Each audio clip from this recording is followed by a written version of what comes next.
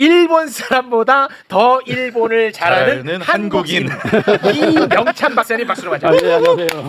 네, 반갑습니다. 고맙습니다. 네. 대한민국에 왜 이렇게까지 이 극우들이 완전히 그냥 친일 사관에 쪄들어 있는지 와 저는 굉장히 충격 많이 받고 있거든요. 이렇게 좋아하는 거예요? 네, 그쪽은. 거기에 대해서 조금 말씀드리면요. 예. 2006년에 일본의 극우 쪽에서 한국의 뉴라이트를 네. 지원하자라고 합의를 합니다. 2006년 일본에서요? 예, 일본에서. 그런 합의가 있었어요? 예, 합의가 있었어요. 뭐야? 네, 그 책에 그 내용이 나와 있는데 예. 4번인데요. 한국과 북한의 거짓말을 간파한다. 예, 예. 근데 이 책 속에는 그 일본의 네노라 하는 극우파들이 나와서 대담으로 지적하고 있어요. 네, 일본에서는 그 정치인도 물론 강하지만 그것보다 정치인을 움직이게 하는 극우파 시민단체가 굉장히 강해요. 굉장히 강해요. 예, 일본의 극우파들은 상당히 논리파들이 많습니다. 책을 만들어서 그것을 자민당에게 내고 자민당 그것을 받고 그것을 그 실제로 정책으로 쓰는 거죠. 정치는 내각제잖아요. 그렇습니다. 그러니까 1년, 2년으로 바뀌잖아요. 네. 그러니까 한국의 5년간은 대통령제하고 조금 달라요. 네. 그래서 바뀌지 않는 강한 시민단체가 굉장히 강해요. 오래전부터 그래요. 손내를 그냥 다 드러냈어요. 네, 드러냈어. 근데 일본에서는 속내 드러내는 글들 마구 써요. 그래도- 근데 일본에는 이제 예. 한국에는 진보파의 시민단체가 많잖아요. 네. 근데 일본은 보수의 시민단체가 그 쪽에 그렇죠. 일본 회의라는 게 이거는 완전히 한마디로 이론적으로 탄탄한 그 우익단체인데 아베 총리 때는 그 일본 회의 여기에서 거의 다 아베를 세뇌 교육을 했다 해도 과언이 아니에요. 그 단체가 굉장히 막강해요. 그게 지금은 아베 총리가 이제 사망하고 난 다음에 아무래도 그 가장 그 호흡이 잘 맞았던 정치가였단 말이에요. 그 사람이 이제 사라지고 나니까 지금은 조금 덜 할 텐데 근데 지금 이시바 시게루 총리 같은 경우는요. 그 우익들이 돌린 책 같은 거 예를 들어 우익들이 책을 써가지고 그 자민당에게 막 돌리면서 읽으라 그랬을 때 이시바 시게루는 버럭 화를 내면서 무슨 이런 쓰레기 같은 책을 정치가에 돌리냐 그 정도로 이시바 시게루는 상당히 2006년 사쿠라 요시코라는 일본의 국가 기본 문제 연구소라는 지금 극우의 중심적인 단체가 있습니다. 예. 거기에 이사장을 하고 있는 사람을 중심으로 한 이거 대담 책인데요. 그 사람들이 2006년에 이제 그 한국의 어떤 세력을 지원해야 되겠다라는 이야기를 합니다. 근데 처음은 단순히 한나라당이었으니까 한나라당으로 지원하는 게 어떠냐라고 했는데 또 다른 사람이 아니 한나라당은 결국은 그 남북 통일을 병파적으로 해야 된다라고 이야기를 하고 있기 때문에 이것은 노무현 세력하고 똑같다. 마지막은 자 잠깐만요. 그러면 한 대목 아까 그 첫 번째 이거를 한번 소개를 잠깐 해주세요. 사쿠라 요시코가 이렇게 얘기합니다. 그럼 일본으로서는 한국의 보수파, 즉 노무현 정권의 노선을 우려하는 사람들을 측면 지원해 나가는 것을 전략으로 생각해야 합니다. 이런 문구가 있네요. 네, 그렇습니다. 그러니까 거기서 일단 지원해야 되겠다라고 이야기하고 또 이야기가 나옵니다. 근데 그 다음에 자 어떤 단체를 지원하면 되느냐? 내가 아까 이야기했듯이 한나라당이 좋은 거 아니냐라고 했는데 한나라당은 안 된다. 돼가지고 사쿠라이가 자유주의 연대, 소위 뉴라이트라고 불리는 사람들은 어떻습니까?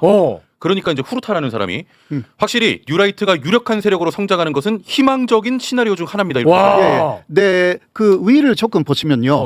이유가 나와 있습니다. 왜 뉴라이트를 지원해야? 이들 중 상당수는 좌익 계열 학생 운동에서 자기 비판을 하고 전향한 그룹이고 한나라당에도 불만을 품고 노무현과는 정면으로 대립하고 있습니다. 과거의 좌파 동료이기 때문에 노무현 측 전략도 잘 알고 있습니다. 노무현 쪽에 그러니까 진보 쪽의 내부를 잘 알고 있는 사람들을 포섭하면 이거는 다시 한번 노무현 같은 그러한 정권이 한국에 세워지지 않게 만들 수가 있다라는 전략. 그 사람들이 일본 안에 있는 사람들인데 왜 한국에 이런 식으로 들어오려고 하느냐라는 것인데 그것은 그 사람들의 생존 전략입니다. 어떤 것이냐고 하면 일본의 극우라는 것은 2차 세계대전 때 사실상 망했어요. 망했는데 6.25를 통해서 다시 부활합니다. 미국이 강한 그 일본 사람들이 필요하다라고 해서 원래는 반미였던 세력이잖아요. 일본에 그거는 미국하고 싸웠으니까. 그런데 그 반미였던 사람들 중에서 친미 그러니까 미국에 대해서 충성을 맹세한 사람들을 다시 부활시켜요. 그 중에 대표가 아베 신조 일본 전 외할아버지 키시노부스케. A급 전범이었지만 이게 풀려나는 거죠. 이 사람이에요? 예, 이 사람. 그 반미에서 친미로. 예, 친미를 맹세한 사람들을 몇 사람 거물들을 A급 전범이었는데 풀어요. 재밌다. 풀어줘요.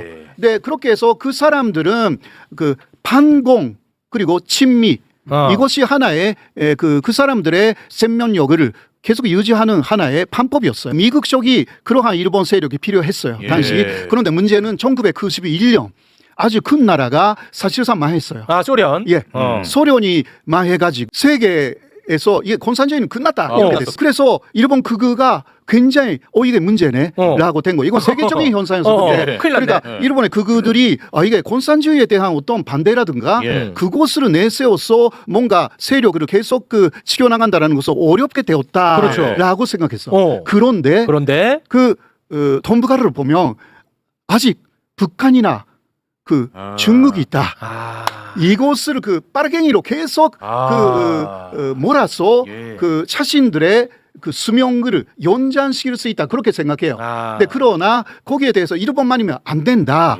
남한이 필요하다. 그렇겠네. 예, 남한의 그러한 세력하고 하나가 되어서 절대 남한에서는 그러니까 노무현 같은 그러한 대통령이 되면 남북 통일을 말하고 그렇지, 큰일 나지.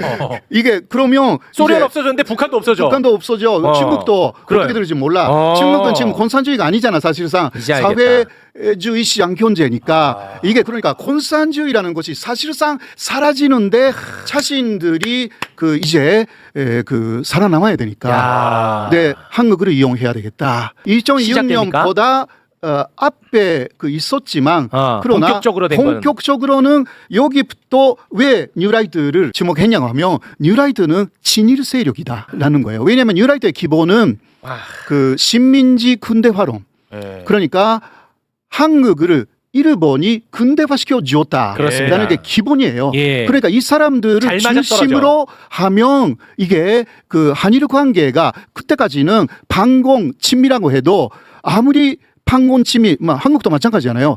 그래도 일본하고는 사이가 나빴잖아요. 여러 면에서 이것도 없애고 한미일의 완벽한 군사 동맹을 만들 수 있다. 그런 식으로 간 거예요. 그러니까 윤석열이 돼가지고 뉴라이트가 엄청나게 이게 활보하기 시작합니다. 2007년은 이명박 대선이 있었잖아요. 대선 과정에서 뉴라이트가 대거 이명박 후보를 이제 대대적으로 밀었군요. 했죠. 바로 2006년, 2007년으로 연결되어 있고요. 그 다음에 박근혜 때는 또 논리적으로 들어가가지고 대한교과서라든가 국정교과서에 바로 공익적인 문제라든가 이게 다 들어가요. 네, 그 사람들이 그러나 실패해요. 왜냐하면 박근혜 씨는 탄핵되었기 때문에 좌절을 경험하는데 그러니까 윤석열이 돼가지고 이거는 마지막 기회라고 생각한 거죠. 그러니까 최고 뉴라이트 사람들이 정권에 들어가요. 그렇죠. 근데 그게 일본하고 연결되어 있다는 것을 많이 몰라요. 알겠다. 그러면은 일본 극우들은 그렇게 해갖고 이제 한국은 우리가 원하는 대로 뉴라이트가 정권을 잡았어. 야 이제 됐다 싶었는데 박근혜로 명맥이 끊어져 버렸어. 그러다가 윤석열이 또 나타나니까 야 이거 마지막 기회다 해서 총력전을 다했다. 왜냐하면 윤석열은 너무 지지율이 낮았어 처음부터. 그렇습니다. 그러니까 언제 무너질지 모른다. 그게 일본 극우도 알고 있어요. 그래서 이거 빨리빨리 해야 되겠다. 엄청 심고 막. 그런 게 좀 있었어요. 그러니까 앞으로 어떻게 되느냐라는 부분이 있는데 이거는 지금 어떤 작업을 하고 있는지 어느 정도 저는 알고 있지만 아직은 말할 그러한 타이밍은 아니다. 그러니까 조금 있어야 이거 말할 수 있는 부분들이 있어요. 그 유라이트 입장에서는 사실상 한국에서는 주류가 될 수 없어요. 역사학에서. 늘 이제 약간의 엄지 속에 있다가 윤석열이하고 이게 서로 맞았던 거죠. 윤석열이는 자기는 지지도가 떨어지고 저쪽은 또 윤석열이하고 손잡으면 자기들은 빛을 보는 거고 서로가 이제 필요했던 거죠. 그렇게 해서 했는데 제가 볼 때는 이게 마지막 불꽃놀이라고 제가 어디 영상에서 얘기를 했는데 이게 승립이 될 수가 없어요.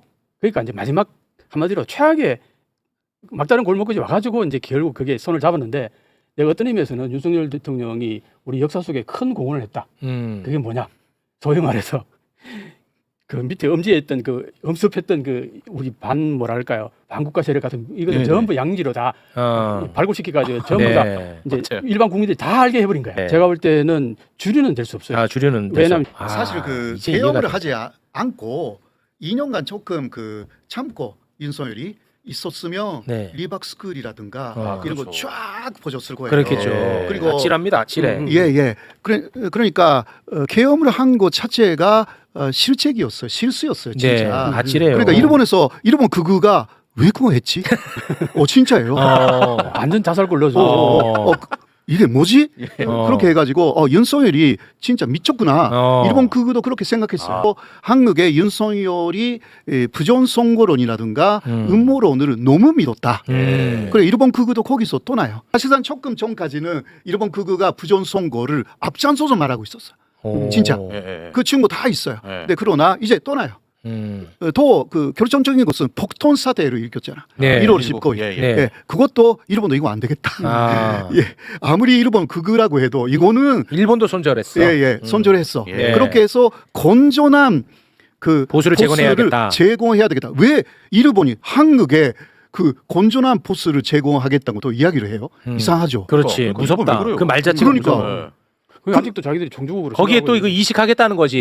자기들의 DNA를 야 윤석열한테 이식해놨더니 야 얘가 그냥 문제야, 박멸되더라. 문제야. 얘가 네. 아주 심각하더라. 네. 얘보다는 좀 그래도 똑똑한 애한테 이식하자. 그때- 이겁니다. 무서운 얘기입니다. 이게. 그때 그 니쇼 가츠토무가 산케 신문에 칼럼에서 이야기를 한 그 아주 좋은 그 훌륭한 한국 사람이 있다. 근데 어떤 사람의 이름을 거론합니다. 조갑제. 아 그래요? 예, 조갑제 씨 같은 사람을 중심으로 한국의 포스를 제공해야 되겠다. 그래서 요새 조갑재 씨가 아주 건강한 보수 예, 멘트를 그렇게 발언을 나오죠. 하나? 그러니까 뭐야? 2월부터 조갑제 씨가 여기저기서 엄청나게 나오기 시작. 네, 맞아요. 한국에서. 예. 뭐야? 그러니까 1월 말에 거기 그게 나온 거 사실이에요. 제가 그거는 산케 신문 다 갖고 있으니까 그 니쇼 가츠토무라는 극우 중에 극우가 그렇게 조갑제 씨 같은 사람을 중심으로 한국의 건전한 그 보수를 제공해야 된다. 보수를 제공해야 되겠다. 공교롭게. 그런데 조갑재 씨가 요새 아주 건강한 보수처럼 바로 행동합니다. 그게 1월 말이었는데 2월부터 아까 이야기했듯이 여기서 부각이 됐어요. 실제 그랬어요. 실제로 뭐 공교롭지만 또 한 사람은 요새 또 니쇼 가츠토무가 나와서 이야기를 했어요. 네. 우리가 두 사람하고 굉장히 친하다. 한국에. 누구야? 두 사람 또 한 명 더. 그 조갑재 씨하고 또 한 사람 정규재. 예. 예. 이거는 왜냐면 니쇼 가츠토무가 실제로 말을 하니까 근데 뭐 위원회 일지인지는 잘 모르겠지만 네. 그 두 분은 예. 준도 포스라고 이야기를 한 이재명 대표하고도 그 이게 접근하기 했잖아요. 예. 정규재 씨하고 뭐 조갑재 씨는 진짜 논리파니까 그럴 수가 있는데 정규재 씨는 굉장히 빨리 그 바뀌었다라는 느낌이 없지 않아 좀 있었어요. 예. 그러니까 일본은 진짜 섬세해. 그러니까. 네. 와 나쁜 쪽으로 섬세해. 네네. 예, 김문수 이번 후보. 이번 후보. 예, 대선 후보. 대선 후보가 혹시 대통령이 되었다면 네. 다시 뉴라이트가 네. 엄청나게 부활을 할 수가 있었어요. 왜냐하면 그 뭐 그건 그렇죠. 일제 시대에 네. 일제 간점기에 한국인의 국적을 잃어버리다. 네, 뭐 그 얘기 계속 했어요. 라고 네, 했으니까 뭐 그거는 뭐 그게 그 뉴라이트 핵심이 바로 그거거든요. 그렇지. 예. 그러면 모든 게 전담화가 돼. 그렇지. 맞아요. 일본 사람이었으니까 네. 간제치용 당연히 예. 시킨 것이고 그렇습니다. 신병 당연히 시킨 것이고 그렇습니다. 독립운동은 그러니까 반란이 되고요. 예. 네. 그러니까 이게 김문수 씨를 그러니까 일본 극우가 아마도 그렇게 조갑재 씨라든가 그런 이야기를 하면서도 김문수 씨도 기대했어요. 아니 한국 사람보다 한국을 더 잘하는 한국 사람. 이름만 일본. 그렇습니다. 예. 고맙습니다. 그 2월 9일에 이시바 촌리하고 이재명 대통령이 전화 정상회담을 했습니다. 네. 그때는 서로 그 미래 제한적인 한일 관계를 계속 그 만들어 나가자 예. 그러한 그 합의를 했거든요. 네. 그리고 서로 빨리 만나서 대면으로 이야기를 하고 싶다. 네. 거기에도 합의를 했기 때문에 네. 그 합의의 연장선상에서 이번에 만나는 것인데요. 네. 네, 그러나 일본은 항상 그럴 때 그냥 움직이는 나라가 아니라서 네. 15일에 나가시마라는 그 이시바촌의 제측근을 이쪽으로 한국에 보내왔습니다. 그렇습니다. 네네네. 이 사람이 자 무엇을 위해서 왔는가라는 것이 대단히 중요한 내용인데 네. 그 이재명 정부의 대일 외교의 방향이 무엇인지 그것을 확실하게 알아야 된다. 이시바 일본 총리 같은 경우는 윤석열 정부에 했었던 대일 정책이 바뀔까봐 그게 조마조마하겠군요. 예. 네. 그 나가시마라는 사람이 세 가지 정도의 원칙을 지켜야 한다. 한국하고 일본은. 뭐죠? 예, 그거는 그 서로 지켜야 한다라는 이야기를 하면서도 그냥 한국한테 지켜라라는 그런 이야기였는데 뭐예요? 첫 번째가 네. 막 이게 역사 문제의 원칙을 그 지켜야 한다라는 이야기였어요. 역사 문제. 단기적인 관점이 아니라 장기적인 이익을 생각해서 역사 문제를 다루자. 과거의 협의라든가 그 일반적인 선언이라고 해도 한일 관계에서 나온 것은 되도록 지키자. 남자 변제 이런 얘기 하나 보네. 예, 바로 그거예요. 그 제3자 변제도 이게 아이고. 완벽한 합의가 아닌 부분이 있어요. 예. 그거는 그 구상권 문제죠. 구상권이라는 것은 일본의 그 전범 기업이 내야 되는 돈을 그렇습니다. 대신 내주는 것이기 때문에 예. 나중에 구상권 그때 청구. 내줬기 때문에 네. 일본 쪽에 일본의 기업에게 그 구상권을 그 청구하지 말라는 거지. 예, 할 수가 있어요. 그렇죠. 네, 물론 그 윤석열은 하지 않겠다고 했거든요. 네, 그러나 그거는 말로만 했기 때문에 네. 어떤 그 문서로서의 합의는 전혀 없어요. 언제 이거 개질지 모른다라는 그러한 걱정이 있었어요. 그게 사실상 제3자 변제라는 것은 그 윤석열 정권이 일반적으로 일본에 가서 선언한 거거든요. 네. 어떤 합의도 없어요. 양쪽의 나라가 그 양국의 국민들을 그 설득하자. 설득하자. 근데 그것도 일본 국민들을 설득할 필요는 별로 없어요. 없죠. 이제 그 원래대로 전산화 시키자. 우리가 말할 때는 전산화인데 정상화죠. 일본에서 말할 때는 이게 반일로 다시 돌아가고 있다. 이런 이야기가 되는 거예요. 네네네. 네, 그렇게 되지 않도록 한국 국민을 설득해 달라. 캠프 데이비드 합의 있잖아요. 네. 예, 그게 바이든 정권 때 네. 그것을 지키자. 아. 예. 네, 그때 그러나 우리가 또 새로운 정보를 알게 됐어요. 그때 만든 그 하나의 조직이 있다라는 이야기를 해요. 근데 우리는 모르는 이야기가 나왔어요. 뭐예요? 그게 한미일 그 한미. 조정 사무실이라는 곳이 만들어졌대요. 한미일 조정 사무실. 조정 사무실. 예. 그러니까 캠프 데이비드에서의 사실상 이거 군사적인 그 협의를 할 때 네. 한미일이 긴급 상황에서 협의를 계속 해 나가자라는 이야기인데 그것을 그 조정하는 사무실이 있다고 합니다. 그것을 처음으로 그 사람이 왔으니까 알게 됐어요. 사실상. 예, 물론 그것은 윤석열 정권에서는 다 알고 있을 텐데 일각에서는 이것은 당시에 신원식 국방부 장관이 일본에 가서 왔다 갔다 했어요. 네, 왔다 갔다 했는데 뭐 했는지에 대해서는 예. 물어봐도 답을 안 했었어요. 네, 그때 그러한 기구를 만든 것이 아닌가라는 추측이 지금 나와. 바다의 항행의 자유. 이것은 그 남중국해, 동중국해를 말하고 있습니다. 네네. 그러니까 그 폐의 그 바다를 그냥 계속 항행의 자유를 네. 계속 지키자. 예, 이것은 일본하고 미국이 항상 중국에 대해서 강력하게 요구해 왔던 것인데 네. 그것을 한국한테로 요구를 했어요. 그 항행의 자유를 외쳐야 한다. 그거는 중국하고 이제 정말 그 어떻게 될지 모르는 이러한 상황에서 네. 군사적으로도 대립할 수도 있으니까 대비하라라는 그런 이야기고 네. 또 북한에 대해서도 북한의 사이버 문제가 굉장히 지금 그 교묘하게 사이버 공격을 북한이 한다. 네. 그러니까 한미일이 하나가 돼가지고 북한의 사이버 공격에 대비를 해야 된다. 결국은 그때 바이든 때 만들었던 그 중국 포위망 그리고 대북한 에 대한 그러한 군사적인 대비 이것을 다시 한번 강조해 했어요. 그러니까 트럼프는 이런 데는 관심 없어 네. 사실. 네, 그러나 그 미국의 헤그세스라는 급한 장관이라든가 네. 그런 사람들은 계속 이러한 이야기를 해요. 예. 네, 그것을 일본도 다시 한국에 확인을 하러 왔다라고 할 수. 12년. 12년? 아, 옛날에요. 10년 전이죠. 민주당 정권 민주당 마지막 정부 해. 때. 마지막 때. 그때 독도 문제하고 위안부 문제가 아주 한창 예, 이슈가 예. 됐을 때 그때 내가 그것 때문에 독도 문제 때문에 갔었는데 네. 이분이 그 우익들 막 모이는데 서울에 그게 참석하더라고요. 오. 그래서 내가 아니 왜 참석하냐고 전화를 했더니 의원님이 꼭 한번 뵙고 싶다고 그래서 갔더니 총리 관저로 안내를 했어요. 총리관조인데. 네. 그래서 총리 관저에 가서 한 40분 동안 브리핑을 받았는데 그때 네. 자기는 저 우익들 저 독도 문제 조기 반환 대회 이거 얘기에 대해서 자기는 동의하지 않는다. 그 정도로 얘기한 사람이에요. 그러니까 제가 뭘 얘기하고 싶냐면 이분은 자민당 내에서도 상당히 진보파에 약간 좌파에 가까워요. 민주당 정권 때 핵심적인 역할을 했던 사람이니까 네. 그 사람이 지금 자민당으로 당적을 바꾸면서 지금 자민당에 와 있는데 사실은 이시바 시게로 총리가 자민당에서는 소수파에 속하거든요. 우리나라로 치면 국민의힘 당의 조경태 정도. 유승민 유승민이. 유승민 전 의원하고 거의 맥락이 같다고 보면 돼요.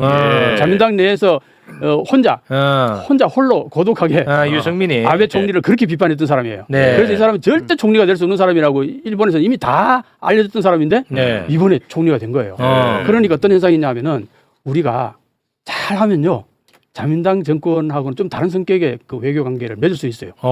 이시바 시게로 총리. 그렇습니까? 또 예. 이제 나가시마 의원도 약간은 그 상당히 진보적인 성향이 그래요? 있어요. 그래서 이 부분을 우리가 좀 잘 봐야 돼요. 우리 자민당 내에서는 소수파지만 근데 만약에 한국 현재 이재명 정부하고 뭔가 죽이 잘 맞아서 그러면은 잘 흘러간다. 이재명 정부가 어떤 정치력을 발휘하느냐에 따라서 그렇죠. 대한민국에 굉장히 그럼요. 좋은 결과물을 뽑아낼 수 그렇죠. 있다는 거군요. 완전 우익들하고는 좀 성격이 좀 다르다. 자민당 내 정권이지만 잘 요걸 정말 잘 살려야 된다고 저는 생각해요. 대화가 좀 되겠네. 네, 좀 될 수 대화는 잘 될 겁니다. 알겠습니다. 다만 대화는 잘 되는데 이분도 나름대로 이제 예를 들어서 이런 게 있어요. 공식적으로는 독도는 일본 땅이라고 얘기합니다. 겉으로는 당연히 일본 정치가 그렇게 예. 얘기하면 안 되죠. 근데 약간 비공식적으로 얘기하면요. 얘기가 달라져요. 지금 말씀하신 게 나가시마 얘기예요, 이시바 얘기예요? 나가시마. 나가시마. 그러니까 이 보좌관이 그에 가까운 사람이니까 영향력이 있을 거라고요. 네네네. 왜냐하면 그때도 총리 보좌관 했던 사람이 이 사람이. 노다 총리 보좌관 했던 사람이니까 좋아요. 외교에 아주 능통하고 미일 관계에 아주 이 사람 핵심 키맨이거든요. 네. 그러니까 자민당 내에서는 보기 드물게 얘기가 되면서 나름대로 진보적인 생각을 갖고 있는 사람이기 때문에 네. 잘 활용하면은 굉장히 앞으로 일본과의 관계는 좀 좋습니다. 쉽게 풀어갈 수 있는 부분도 있다. 알겠습니다. 그런 생각입니다. 네.